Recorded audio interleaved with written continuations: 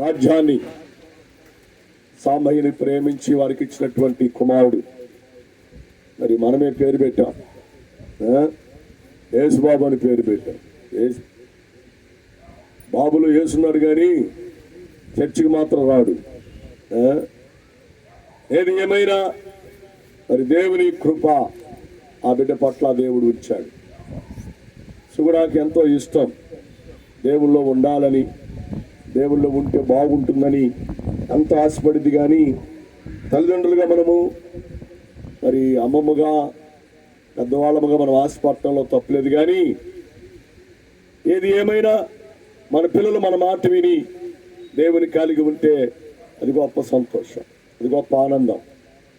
ఏది ఏమైనా మరి సుగుణ అలాగే రాజ్యం సంఘ బిడ్డలందరూ కూడా మరి ప్రార్థన చేశాం. దేవుడైతే ఈ సంవత్సరం ప్రత్యేకమైనటువంటి ప్రేరేపణ దేవుడిచ్చి మరి మన పిల్లలకు, మన చర్చి పిల్లలకు ప్యాడ్స్, పెన్లు ప్రార్థన చేసి ఇవ్వటానికి దేవుడు కృప చూపించాడు. అందుని బట్టి కూడా దేవాతి దేవునికి వందనాలు, స్తోత్రాలు చెల్లిస్తా ఉన్నాం. మరి ఐక్యనగర్లో మన చర్చిలో ఒక అమ్మాయికి అయితే 554-57 వచ్చింది. అందుని బట్టి కూడా చాలా వందనాలు. వాళ్ళ అమ్మాయి అయితే ఎప్పుడు ప్రార్థన చేయండి, అప్పుడు పాస్ అయితే చాలు అమ్మాయి, పాస్ అయితే చాలు అని చెబుతూ ఉండేది. నేను ధైర్యపరుస్తా ఉన్నాం, పాస్ అవుట్ ఏందమ్మా, మంచి మార్కులు దేవుని పిల్లలకు దేవుడు ఇస్తాడు, మంచి జ్ఞానాన్ని దేవుడు ఇస్తాడని ధైర్యపరిచాం, మాట్లాడాం. మరి అనుకోకుండా మరి 557 మార్కులు దేవుడిచ్చాడు. అందును బట్టి దేవాతి దేవునికి వందనాలు. అలాగే మరి యేసుబాబు కూడా, మరి నేను యేసుబాబుని అప్పుడప్పుడు గృహదర్శనానికి వచ్చిన అడుగుతూ ఉంటాను, ఏంద్రా పాస్ అవుతామంటే కరెంటు తీగ ఎన్ని మెరుగులు తిరిగిద్దో అన్ని మెరుగులు తిరుగుతాడని సమాధానం చెప్పడం సిగ్గు ఎక్కువ.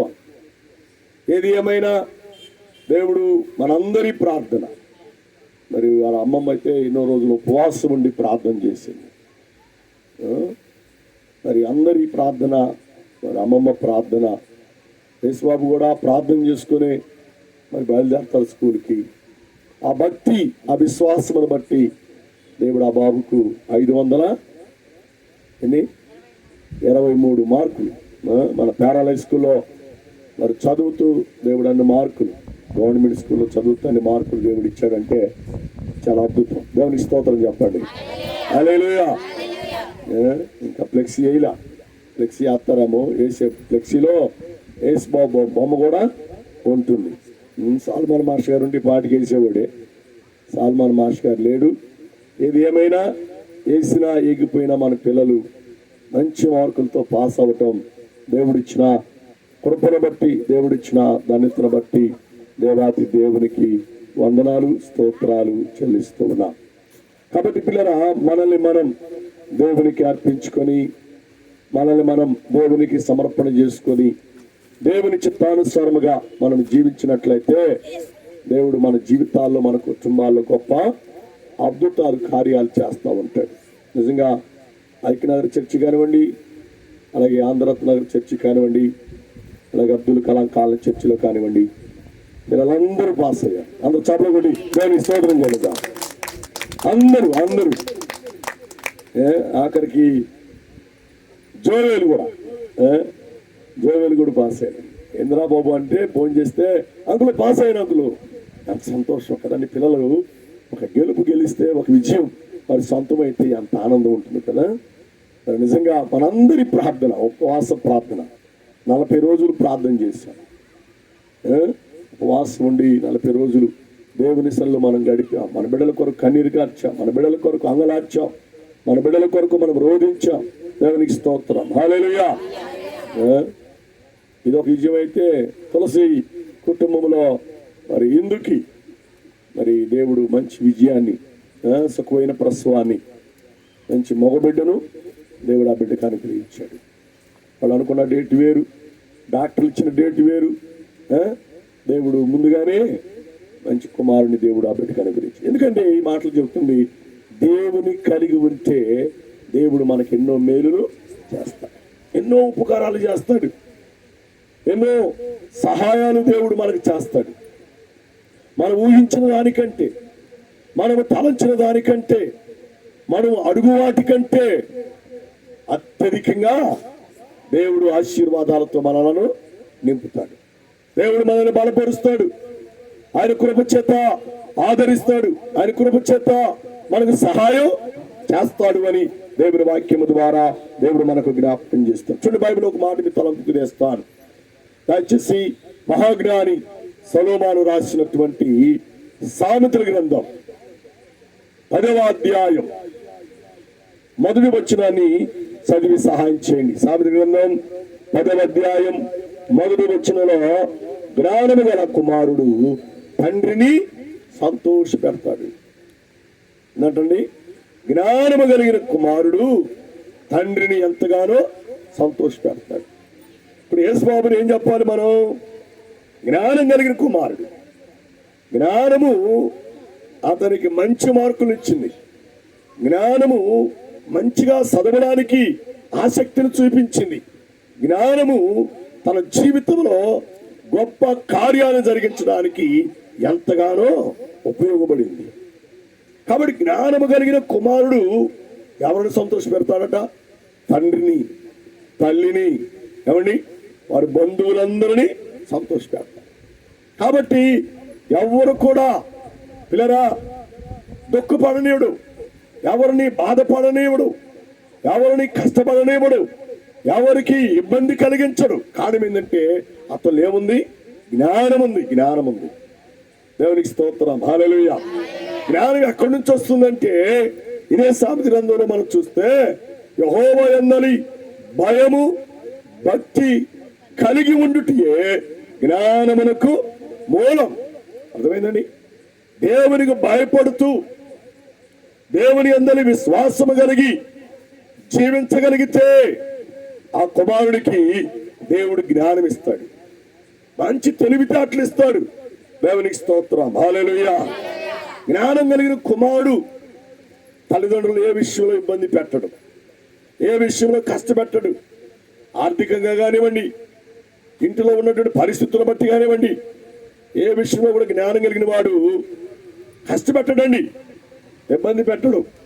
కారణం ఏంటి అంటే అతడు జ్ఞానం తండ్రిని, ఇంటి వారందరినీ ఏం చేస్తుంది? సంతోష పెడుతుంది. ఆ సంతోషం ఆ కుమారుడు ద్వారా కుటుంబానికి వస్తుంది. కొంతమంది కుమారులు ఉంటారు, ఎప్పుడు తండ్రిని ఏడిపిస్తూనే ఉంటారు, దుఃఖ పెడతానే ఉంటారు, తల్లిని దుఃఖ పెడతానే ఉంటారు, అన్ని విషయాలలో బాధ పెడతా ఉంటారు. చిన్నదానికి బాధే, పెద్దదానికి బాధే, మనోడు కూర్చున్నా బాధే, నుంచున్నా బాధే. అసలు వాడిని అక్కడ చూడగానే తల్లిదండ్రులకి భయం పడతా ఉండింది. అమ్మ బాబు, వీడు వస్తున్నాడు, ఏం చేస్తాడో, వీడు వస్తున్నాడు, ఏం మాట్లాడతాడో, వీడు వస్తున్నాడు, ఏ ఇబ్బంది కలుగు చేస్తాడో. ఇలా తల్లిదండ్రులకి చాలా మందికి దుఃఖం. అలాంటి కుమారుడు ఎలాంటి వాడంటే జ్ఞానహీనుడు. ఎలాంటి వాడు చెప్పండి? జ్ఞానానికి హీనత కలిగించేవాడు, జ్ఞానమైనటువంటి వ్యక్తి వాడు.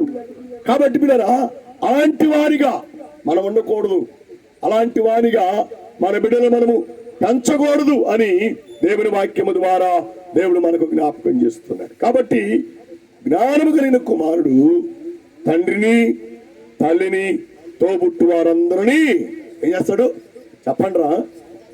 చెప్పండి, సంతోష పెడతాడు. దేవునికి స్తోత్రం, హల్లెలూయా. ఒక పూట భోజనం లేకపోయినా జ్ఞానం కలిగిన కుమారుడు సర్దుకుంటాడు. ఎందుకంటే ఇంట్లో పరిస్థితులు తెలుసు, ఇంట్లో యొక్క ఆర్థిక పరిస్థితులు చూస్తున్నాడు. ఈరోజు ఏం కోరలేదు, భోజనం అయితే ఉంది. జ్ఞానం కలిగిన కుమారుడు ఉత్తరం అనేది అంటాడు, నీళ్లు పోసుకొని తాగుతాడు. ఎంత మంచి జ్ఞానం అండి! అది జ్ఞానం లేనోడైతే మీరు ఊరు తిన్నా తినకపోయినా నాకు అక్కర్లా, నాకు మాత్రం మంచి భోజనం కావాలి. భోజనం లేదా ఆ తల్లిదండ్రులు చచ్చారే, కొండలు పగలు కొడతాడు, ఏమన్నా ఇంట్లో వస్తువులు పగలు కొడతాడు, ఇంట్లో పరిస్థితులన్నీ గలిబిలి చేసేస్తాడు. నెమ్మది ఉండదు. చాలా భయంకరం అండి. ఎన్నెందుకు చిన్నపిల్లలు ఉన్నారు మన ఇంట్లో అందరికీ. వాడు పిల్లాడు మౌనంగా ఆడుకుంటాడని తల్లిదండ్రులు ఏం చేస్తారు? సెల్ ఫోన్ ఇస్తారు. వాడు సెల్ ఫోన్కి ఆకర్షితుడై సెల్ ఫోన్ ఆడుకుంటూ ఉంటాడు. వాడు పెరిగి పెద్దప్పుడు సెల్ ఫోన్ దూరం చేద్దామని ప్లాన్ చేసి సెల్ ఫోన్ ఈకోపోతే చాలు, వాడు చిన్నోడు అండి, వాడికి 2 సంవత్సరాలు 3 సంవత్సరాల లోపు ఉంటాయి అనుకోండి, వాడు అన్నం తినడు, ఏడుపు మానడు. భయంకరమైన పరిస్థితి. వాడికి దొరికిందా సెల్ ఫోన్ పగల కొట్టేస్తుంది. నన్ను కొడతారా, నన్ను ఇబ్బంది పెడతారా అది తెలియదు వాడికి. వాడికి కావలసిన వస్తువా వాడికి ఈగిపోతే వాడు మూర్ఖుడుగా తయారైపోతాడు, మూర్ఖమైన పరిస్థితులకు వెళ్ళిపోతాడు. కాబట్టి పిల్లరా, మన పిల్లలు ఎలాగ ఉండాలి అంటే జ్ఞానము కలిగినటువంటి బిడ్డలుగా ఉండాలి. అన్ని పరిస్థితులను గమనించేవాడిగా ఉండాలి మన పిల్లలు. అలాగ మనం పెంచాలి. అలాగ మనం చేయగలిగితే దేవుడు మన బిడ్డల ద్వారా మనల్ని ఎంతగానో సంతోషపెడతాడు, మనల్ని ఎంతగానో ఆనందింపు చేస్తాడు. దేవునికి స్తోత్రం. హల్లెలూయా, హల్లెలూయా. సంతోషపెట్టే కొడుకు ఎన్ని సంవత్సరాలు ఎంటున్నా ఇబ్బంది ఉండదండి, కష్టం ఉండదు. సంతోషపెట్టే కుమార్తె ఉంటే ఇబ్బంది ఉండదు. ఒక పిల్లడు ఖర్చు తక్కువ, కానీ ఆడపిల్లకి చాలా ఖర్చు ఎక్కువ. కానీ జ్ఞానం కలిగిన కుమార్తె అన్ని అబ్జర్వేషన్ చేస్తూ ఉండిద్ది. మా నాన్న ఏం చేస్తున్నాడు, మా అమ్మ ఏం చేస్తుంది, డబ్బులు ఎలాగ చేస్తున్నారు, కుటుంబ పరిస్థితి ఏంటి, అన్ని చూస్తూ ఉండిద్ది. జ్ఞానం కలిగి అన్ని మితంగా ఖర్చు పెట్టిందండి. ఖర్చు పెట్టడానికి కూడా ఇష్టపడరు. ఆఖరికి తల మీద కొబ్బును కూడా అడగడానికి ఇష్టపడదు జ్ఞానం కలిగిన కుమార్తె. అదే జ్ఞానం లేని కుమార్తె అయితే కొబ్బరిని కాదు, ముందు మెయిన్ ఫెయిర్ లవ్లీ, మ్యాచింగ్ గాజులు, మ్యాచింగ్ రబ్బర్ బ్యాండ్లు, మ్యాచింగ్ చెప్పులు, మ్యాచింగ్ బ్యాగ్. తండ్రి తల్లిదండ్రులు ఇస్తారా ఈరా, వాళ్ళ దగ్గర ఉందా లేదా ఎన్ని గమనించదు, మూర్ఖంగా అడిగింది.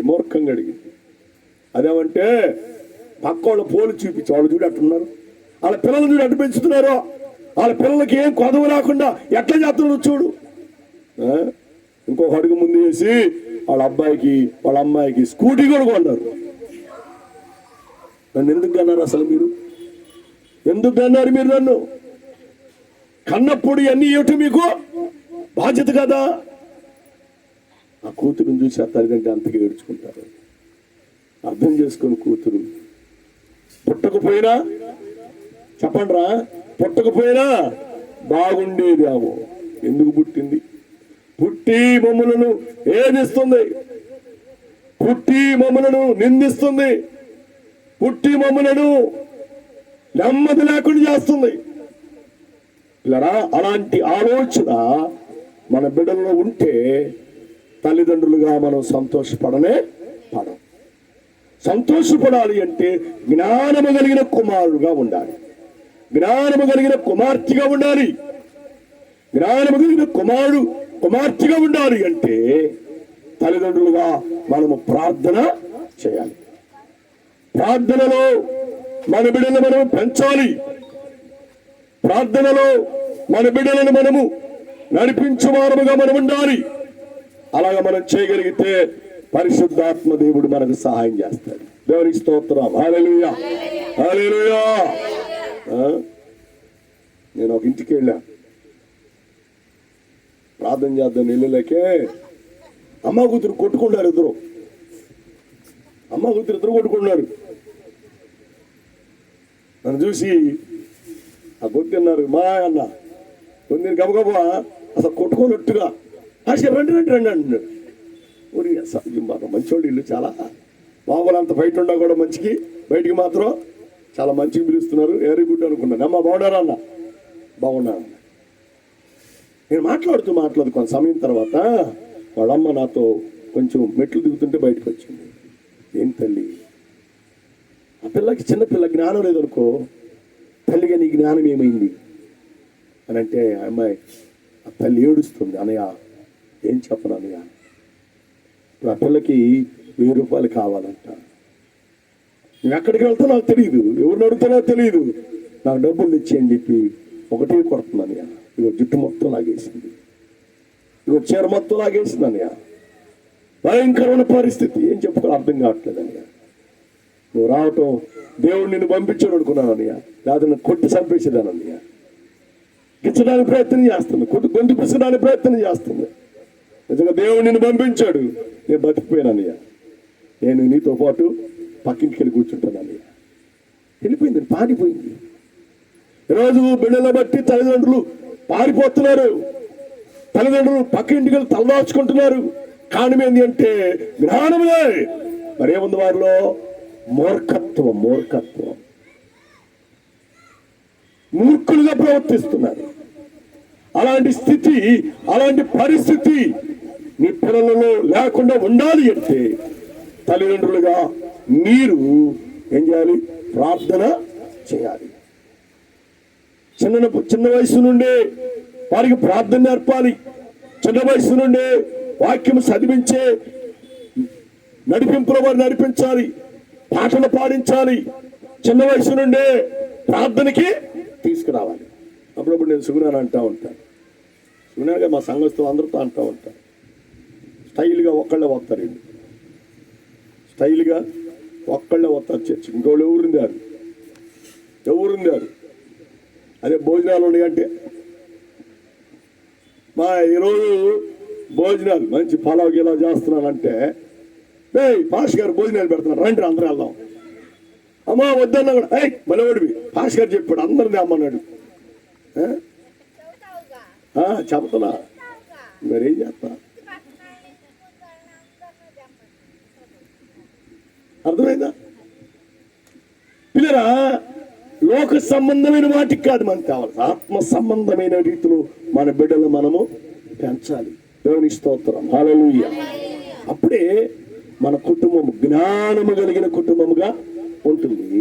మన కుమారులు జ్ఞానము కలిగిన వారుగా ఉంటారు, మన కుమార్తెలు జ్ఞానము కలిగి ఉంటారు. దేవునికి స్తోత్రం, హల్లెలూయా హల్లెలూయా. మా జెస్సీ డిగ్రీకి వచ్చింది. డిగ్రీ చదువుతా మా ఇంట్లో ఉండవు, ఒక మాటలో చెప్పాలంటే తినటానికి కూడా ఉండవు. ఏడ్చిన పప్పు కానీ, ఏవైనా బఠానీలు కానీ, ఏవైనా ఫ్రూట్స్ కానీ ఏమి ఉండవు. పరిస్థితి, సేవా పరిస్థితిలో చాలా ఆర్థికంగా బాధపడుతూ ఉంటాం, చాలా ఇబ్బంది పడుతూ ఉంటాం. అది అందరూ చెప్పుకోలేం. కాబట్టి బిడ్డలు అర్థం చేసుకుంటారని అలాగే ఉంటాం. అర్థం చేసుకున్నారు మా పిల్లలు. రోజు అనుకోకుండా నాకు వాట్సాప్లో ఒక చిన్న లెటర్ పెట్టింది, డాడీ అన్నయ్య. దానిలో వాక్యంలో తిందామనుకున్నప్పుడేమో ఏమి లేవు, తిందామనుకున్నప్పుడు అన్నీ ఉన్నాయి, కానీ తినటానికి ఆరోగ్యం సహకరించట్లేదు డాడీ అంటే ఆ అమ్మాయి ఒక పాఠాన్ని నాకు నేర్పుతుంది. ఒక పాఠాన్ని, జ్ఞానంతో కలిగినటువంటి ఒక పాఠాన్ని నాకు బోధించడానికి ప్రయత్నం చేస్తుంది. నిజమే, తినేటప్పుడు తిందామనుకున్నప్పుడు డబ్బులు ఉండవు, తిందామనుకునే లోపు వయసు పెరిగిపోయింది, రోగాలన్నీ షుగరు బీపీ అన్నీ వచ్చేస్తాయి. కారం వేసుకుందామా సత్తాం, ఉప్పు వేసుకుందామా సత్తాం, అన్నాలు వేసుకొని పాలు తాగుదామా సద్దాం, స్వీట్ తిందామా సద్దాం, ఏది తిందామన్నా ఇప్పుడు డబ్బులు అయితే కనబడుతున్నాయి, తినడానికి మాత్రం నథింగ్, అవకాశం లేదు. కాబట్టి పిల్లరా, మనం జ్ఞానము కలిగి నడుచుకోవాలి. జ్ఞానము కలిగిన కుమారుడట తండ్రిని ఇంటి వారందరినీ సంతోషపెడతాడు. మరి మనం ఈరోజు సంతోషకరమైన సందర్భంలో మనందరం కూర్చున్నాం. ఈ సంతోషం యేసుబాబు ఈ కుటుంబానికి ఎప్పుడు మరి చదువులోనే కాదు, ప్రవర్తనలో కూడా ఇవ్వాలి. అమ్మమ్మ మాట వినాలి, తల్లిదండ్రుల మాట వినాలి, ఇరుగు పొరుగు వారి పెద్దవారి మాట వినాలి. విని దేవునిలో నడిపించబడాలి. దేవునిలో జీవించాలి. దేవునామానికి మహిమ ఘనత కలుగును గాక. ఆమేన్. హల్లెలూయా, హల్లెలూయా. అప్పుడప్పుడు నేను సుగుణతో అంటాను, సుగుణ యేసుబాబు అని పేరు పెట్టించావు, యేసుబాబు ఉండే చర్చికి మాత్రం ఒక్కరోజు కూడా రావట్లేదు. పిలుపురానయ్యా, రావట్లేదండి, ఏం చేయమంటా. వాడు నీ మీద ఇంకా మోర ఉన్నాడు. వాడు కొబ్బరిని పెట్టాలన్నా నువ్వు స్టూల్ ఎక్కాల్సిందే. యేసుబాబు తలకి కొబ్బరిని పెట్టాలంటే శివుడు ఏం చేయాలి? స్టూల్ ఎక్కాలి. అంత ఎత్తున్నాడు. మంచిది, జ్ఞానం ఉంది, మంచిది, మంచి చదువు ఉంది, మంచిది. కానీ దాంతోపాటు యేసయ్య ఉంటే ఇంకా మంచిది. అన్న చదువు కూడా దేవుని స్తోత్రం చెబుదా. యేసును కలిగి ఉంటే, యేసు క్రీస్తు వారి సహవాసంలో ఉంటే, యేసు క్రీస్తు వారి యొక్క విశ్వాస జీవితంలో మన బిడ్డలను మనం యవన కాలంలో ఉంచగలిగితే, యవన కాలంలో నడిపించగలిగితే, యవన కాలంలో దేవునిలో, దేవుని వాక్యంలో వారిని మనం పెంచగలిగితే ఇప్పుడు సంతోషమే, యేసయ్య దగ్గర కూడా సంతోషమే. సంతోషమే, సమాధానమే, సంతోషమే, సమాధానమే, సమాధానమే, చెప్పనా సఖ్యమైన సంతోషం, చెప్పనా సఖ్యమైన సంతోషం. ఈ సంతోషము నీకు కావలనా? ఈ సంతోషము నీకు కావలనా? ఈ సంతోషము నీకు కావలనా?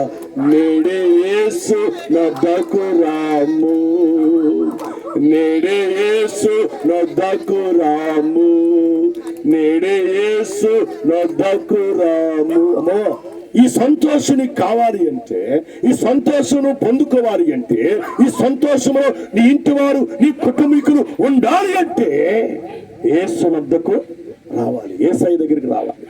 యేసయ్య దగ్గరికి వస్తే గొప్ప సంతోషం. ఆమేన్. హల్లెలూయా. డబ్బు లేకపోయినా సంతోషమే, ఆస్తు లేకపోయినా సంతోషమే. యేసయ్య ఉంటే గొప్ప సంతోషం. మరి యేసుబాబు మరి మంచి జ్ఞానం చేత దేవుడు నింపాడు, మంచి వివేకముతో కూడినటువంటి జ్ఞానాన్ని దేవుడిచ్చాడు. మరి 10వ తరగతిలో 523 మార్కులు, 23 మార్కులు దేవుడు ఆ బిడ్డకు అనుగ్రహించాడు. మంచి మార్కులు. ఒక గవర్నమెంట్ స్కూల్ చదువుతూ ఇన్ని మార్కులు తెచ్చుకోవటం అనేది చాలా చాలా సంతోషకరమైనటువంటి, ఆనందకరమైనటువంటి మరి సమయం. యేసుబాబు ఇంత మార్కులు తెచ్చుకున్నాడు, సంతోషమే. కానీ యేసయ్యను కలిగి ఉంటే ఇంకా సంతోషం, ప్రార్థనలో ఉంటే ఇంకా సంతోషం.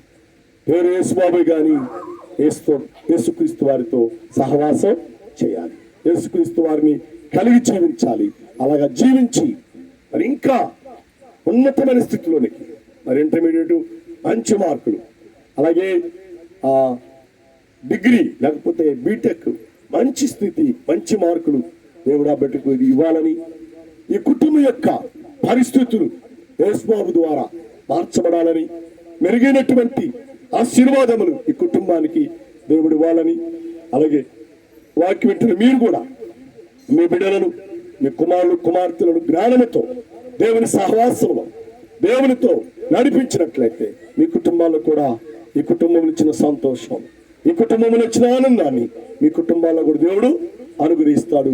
అటు కృప, అటు దీవెన, అటు ఆశీర్వాదం మీ అందరికి దేవుడు దయచేసి దీవించి సహాయం చేయను గాక. ఆమేన్, ఆమేన్, ఆమేన్. తలలు వంచండి, ప్రార్థన చేద్దాం.